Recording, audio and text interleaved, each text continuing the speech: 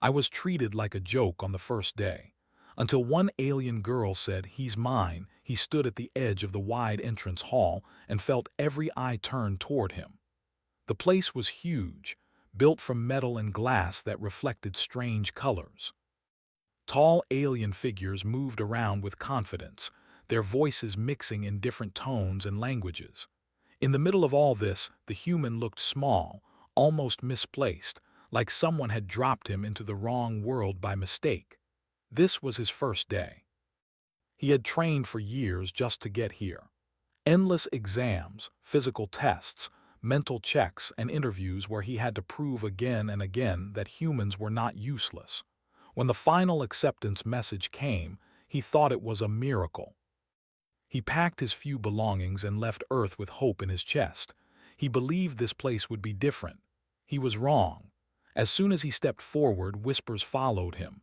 Some aliens stopped walking just to stare. Others laughed openly. A tall blue-skinned being nudged its friend and pointed at him. A group with sharp eyes and plated skin exchanged amused looks. "A human," one of them said loudly. "Did they lose a bet?" Another replied. The human pretended not to hear. He kept his eyes forward and his shoulders straight, just like he had practiced. He reminded himself that this was normal. New places were always hard. He told himself to stay calm. A coordinator floated forward, barely glancing at him. The being scanned a list and frowned slightly. "Human unit," the coordinator said in a flat voice. "You'll be assigned to the lower support section for now." Lower support. The word stung. It meant basic work, little respect, and no real chance to stand out. Still, the human nodded politely. "Yes, sir," he said. That alone caused more laughter. "Listen to him," someone mocked. "So obedient." As the group moved into the main chamber for orientation, the human walked alone. Seats filled quickly, and by the time he reached the rows, only a corner space remained. He sat quietly, folding his hands together. The introductions began. One by one, aliens were praised for their strength, intelligence, lineage, or special abilities. When it was his turn, the coordinator paused. "This is the human," the coordinator said, clearly unsure how to continue. "Background average, no special traits." A ripple of amusement spread through the room. One alien raised a claw. "Why is a human here at all?" Another added, "Are they even compatible with our environment?" The coordinator hesitated, then moved on without answering. The human's face burned, but he stayed silent. During the break, no one approached him. Conversation stopped when he walked past. He overheard words like fragile, temporary, and liability. Someone joked that he would not last a week. He went to the refresh station and struggled with a device clearly not designed for human hands. After a few failed tries, he stepped back, embarrassed. A small alien dropped a container nearby. It cracked open, spilling contents across the floor. Others walked around it without care. The human knelt down and helped gather the pieces. The small alien looked surprised. "Thank you," it said softly. He smiled. "It's okay." That simple moment was ignored by everyone else. Later, they were assigned preliminary evaluations. Strength tests came first. The human already knew how this would go. He did his best, but his numbers were low compared to the others. Quiet laughter followed. Then came problem-solving simulations. This was where he felt more confident. He focused, analyzed patterns, and completed the task carefully. His score was decent, but no one paid attention. "Still not impressive," someone muttered. By midday, his hope had worn thin. He sat alone again, staring at the floor. He wondered if coming here had been a mistake. Maybe the galaxy was right about humans. Maybe he really was a joke. That was when the atmosphere changed. A deep silence spread across the chamber as a new presence entered. Conversations died mid-sentence. Even the coordinator straightened. She walked in calmly, her posture relaxed yet powerful. Her skin shimmered with soft light, her eyes sharp and observant. She did not rush. She did not need to. Whispers followed her too, but these were different. "That's her." Just noticed. She looked away and took her place near the front. The coordinator hurried over, clearly nervous, and began explaining the session again, though she had likely heard it all before. As teams were being discussed, someone laughed again and pointed toward the human. "Careful," the alien said loudly. "The human might break if you assign him real work." The laughter returned, louder than before. The human felt his chest tighten. He stood slowly, unsure why, then stopped himself. Speaking would only make it worse. Before he could sit back down, a calm voice cut through the noise. "That's enough." Everyone froze. She stood. The room seemed to shrink around her presence. She walked forward, her steps slow and deliberate. Every eye followed her. She stopped beside the human. For a moment she said nothing. She simply looked at him again, closer this time.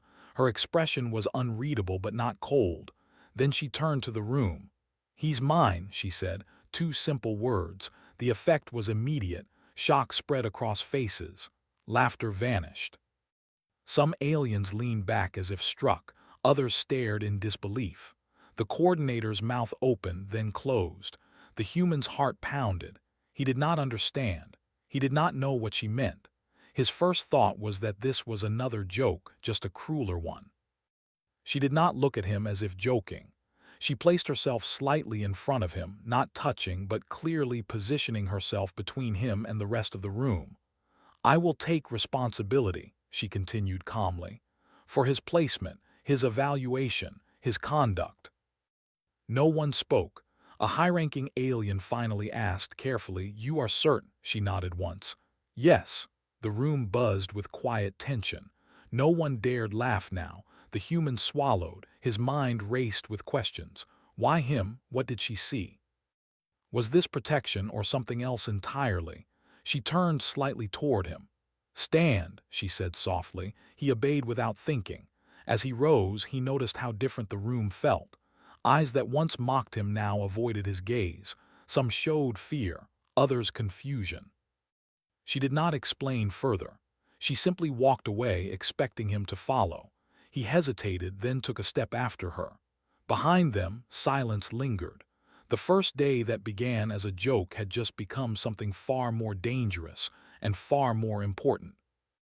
And the human still had no idea why an alien girl had chosen him. The corridor felt longer than it really was. The human walked a step behind the alien girl, his thoughts loud in his head. No one spoke as they passed. Aliens who had laughed earlier now pressed themselves against the walls or lowered their eyes. The change was so sudden that it felt unreal. He wanted to ask questions, many questions, but his throat felt tight and he did not know what was safe to say. She finally stopped in a quiet chamber away from the main hall. The door slid shut behind them with a soft sound. The room was simple, clean, and calm. Light flowed from the ceiling like a slow breath. She turned to face him. "You look confused," she said. "Yes," he replied honestly, "I am." She studied him for a moment as if deciding something important. Then she gestured for him to sit. He did. She remained standing. "You think I made a joke," she said. He hesitated, then nodded. "At first, yes. I thought maybe it was another way to laugh at me." Her expression softened slightly. "I do not joke about choices." That made his heart beat faster. "My name is Areles," she continued. "You may have heard others whisper it." "I heard something," he said carefully. She gave a small nod. "I hold rank here, not because of strength alone, because of responsibility." He did not know what to say to that, so he stayed quiet. "I watched you today," Areles said. "Not just at the end, from the beginning." He looked up, surprised. "You walked in while everyone else showed pride," she continued. "You were afraid, but you did not hide it behind anger. You did not try to prove yourself with noise." He remembered how small he had felt, how alone. "I saw you help someone when no one else did," she said. "I saw you accept mockery without returning it, and I saw how you approached the problem test." He frowned. "I didn't score high." "You scored true," she replied. "You solved it carefully. You did not rush for praise." That was not something anyone had ever said to him before. "Why does that matter?" he asked. Because this place values power, Airlie said calmly, but power without balance destroys itself. She stepped closer, though she still did not touch him. When I said he's mine, I did not mean ownership, she added. I meant responsibility. Protection, trust. The word trust settled deep inside him. But why me? He asked again. I'm just human, she looked at him directly. That is exactly why. Later that day, the changes became clear. His assignment was moved from lower support to an observation unit under Airlie's authority. The coordinator avoided meeting his eyes while explaining the update. Other trainees watched in silence. Some were angry. Some were afraid. During a group task, a large alien challenged him openly. You think standing near her makes you important, the alien said. The human felt the old fear rise, but he remembered Airlie's words. He stayed calm. No, he said. I think doing the work matters. That only made the alien scoff. The task required cooperation. Strength alone would not solve it. When the stronger aliens rushed ahead and failed, the humans suggested a slower approach. At first, they ignored him. Then time ran out. Reluctantly, they followed his plan. It worked. No cheers followed, no praise, but the looks he received were no longer mocking. They were thoughtful. That evening, he sat alone again, but it felt different. He was alone by choice now, not because he had been pushed away. Airlie joined him quietly. You did well, she said. I just did what made sense, he replied. She nodded. Sense is rare. Over the next few days, rumors spread. Some said the human was being tested. Others claimed he was a political move. A few said Airlie was making a dangerous mistake. He heard all of it. What mattered was how she treated him. She asked his opinion. She explained rules he did not understand. She corrected him without insult. Once, when he made an error, he waited for disappointment. Instead, she said, now you know more than you did yesterday. Something inside him began to heal. The real test came during a public evaluation. Teams were assigned again, and this time failure would carry consequences. The humans' team was uneven. Strong members, but poor coordination. As pressure rose, arguments broke out.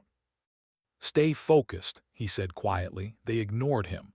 When the system malfunctioned, alarms echoed through the chamber. Panic followed. Strength failed again. The human stepped forward. Listen to me, he said, louder now. We don't need force, we need timing. Someone hesitated. Then another nodded. They followed his lead. Piece by piece, the problem was solved. The alarm stopped. Silence followed. A senior observer stepped forward. Who led this correction? No one spoke. The human swallowed. I did, he said. The observer studied him, then turned to Airlie. You chose carefully, the observer said. That was when the human understood something important. Airlie had not saved him from being a joke. She had placed him where he could no longer be ignored. Later, as the lights dimmed and the station quieted, he stood beside a viewing window. Stars stretched endlessly beyond the glass. I'm still scared, he admitted when Airlie joined him. She considered that. So am I, she said. Every time I choose to trust. He looked at her. Then why do it? Because fear does not mean weakness, she replied. It means you care about the outcome.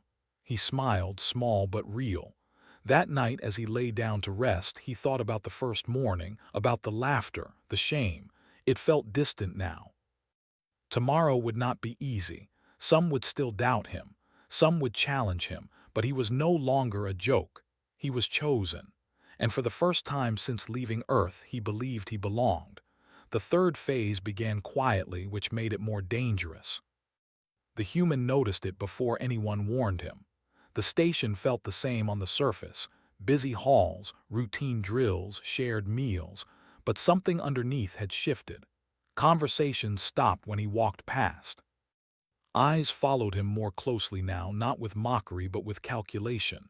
Being ignored had been easier. He focused on his work. Every morning he arrived early. Every task, no matter how small, he finished carefully. He did not try to stand out. He did not try to hide either. He simply did what needed to be done. Aralise watched him as she always had, but now there was something more in her gaze. Expectation. "You are entering the visibility stage," she told him one evening. "What does that mean?" he asked. "It means," she said calmly, "that people will stop judging you for what you are and start judging you for what you might become." That thought stayed with him. The first challenge came from within his unit. A senior trainee named Kethar openly questioned his presence during a planning session. Kethar was large, respected, and known for results. "We are taking risks by following someone untested," Kethar said, looking directly at the human.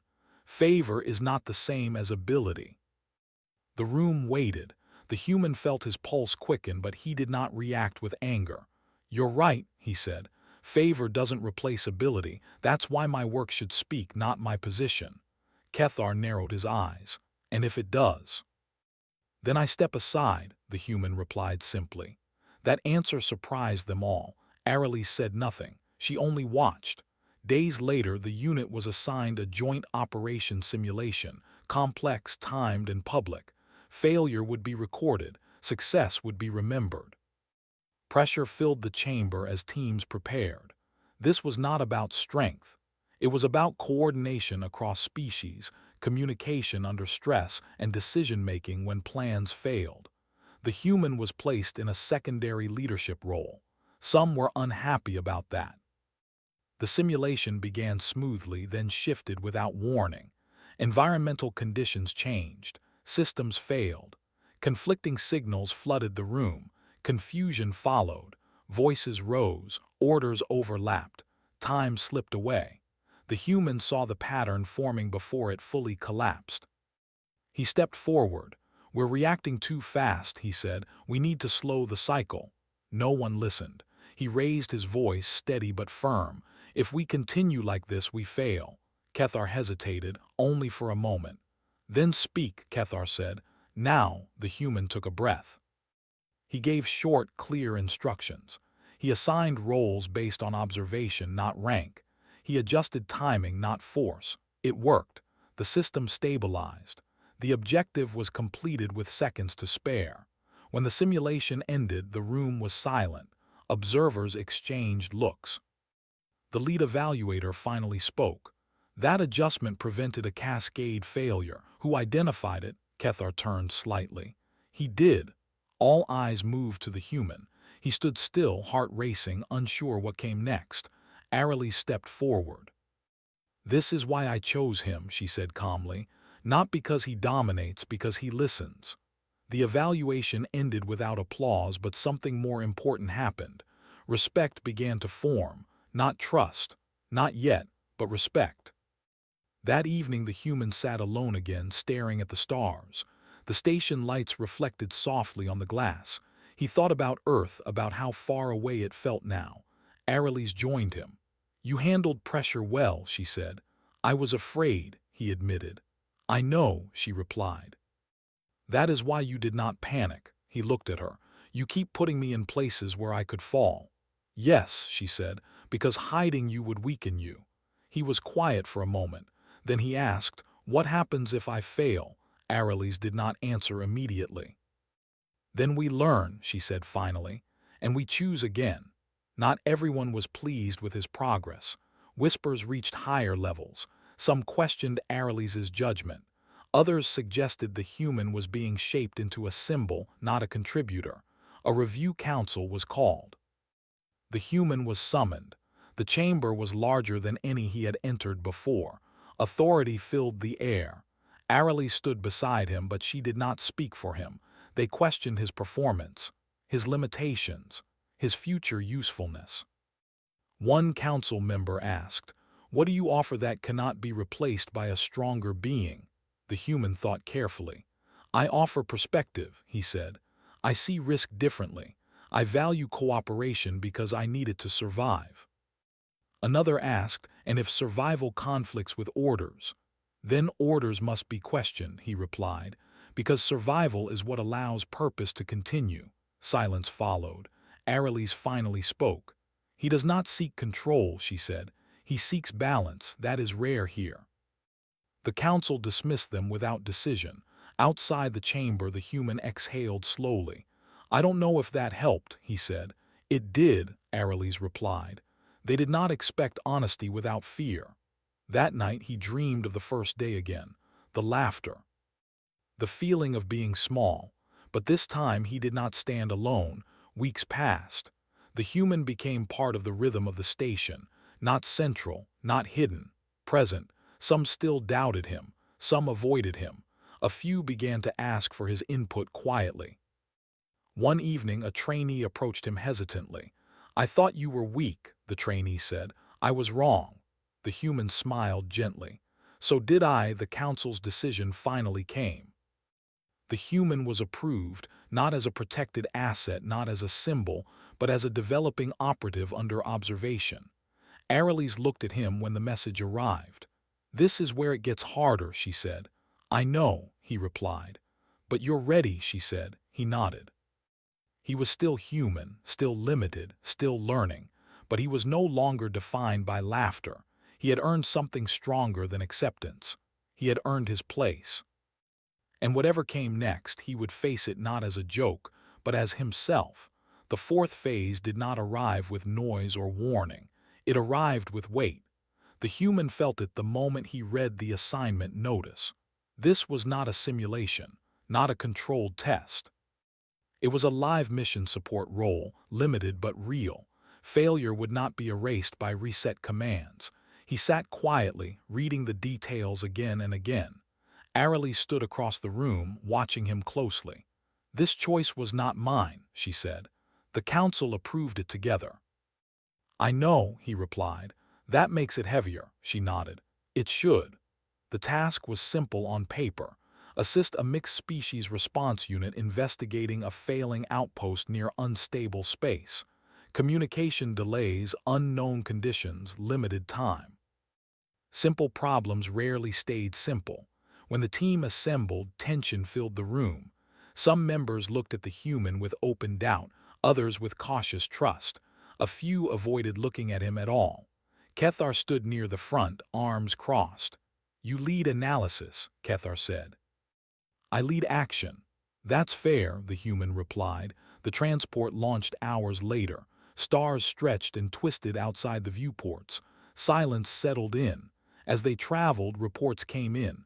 Power fluctuations, structural stress, conflicting sensor data.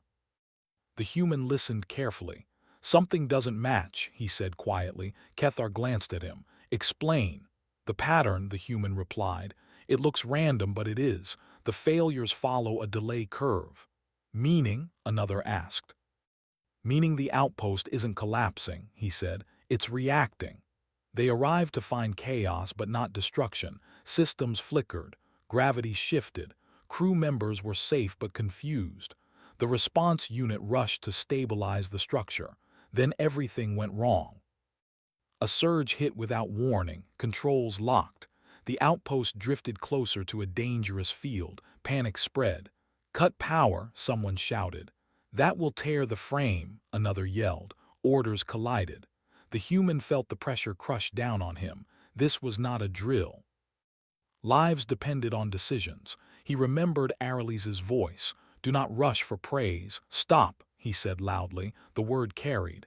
"We are reacting again," he continued.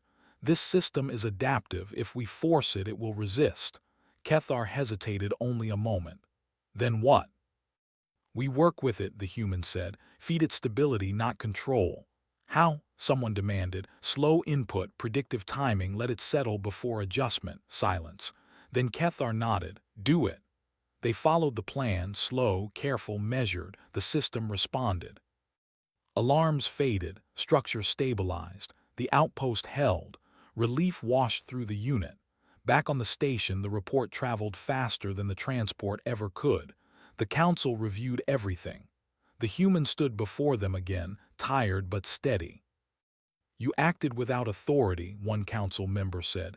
"Yes," the human replied, "but not without responsibility." Another asked, "Would you do the same again?" "If the situation required it," he said honestly. A pause followed. Areles stood at his side, silent.